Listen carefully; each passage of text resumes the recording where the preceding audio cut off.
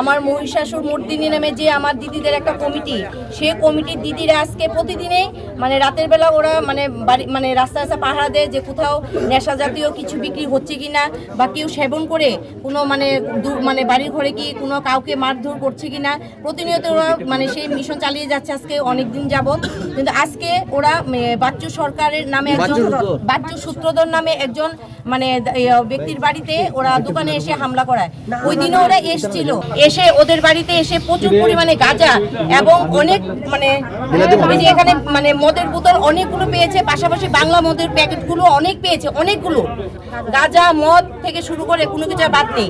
বাড়ির মধ্যে গর্ত করে জায়গায় জায়গায় গর্ত করে এবং ছাদের উপরে মানে প্রচুর পরিমাণে মদ এখানে মজুত রেখেছে।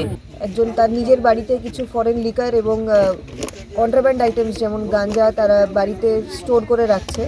তো অ্যাকর্ডিংলি তারা ওই বাড়িতে রেড করে এবং বাড়ির উঠানের মধ্যে তারা প্রায় 100+ বটলস ফরেন লিকার আর কান্ট্রি মেড লিকার আর এছাড়া almost 1 kg of dry cannabis তারা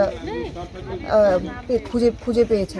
তো অ্যাকর্ডিংলি পুলিশ আমরা ইনফরমেশন পেয়ে এখানে আসি এবং যারা দুজনকে তারা পাবলিক আটক করেছে ওদেরকে আমরা এখন পুলিশ কাস্টাডিতে নিয়ে যাব এবং এই ম্যাটারে একটা কেস রেজিস্টার হবে NDPS।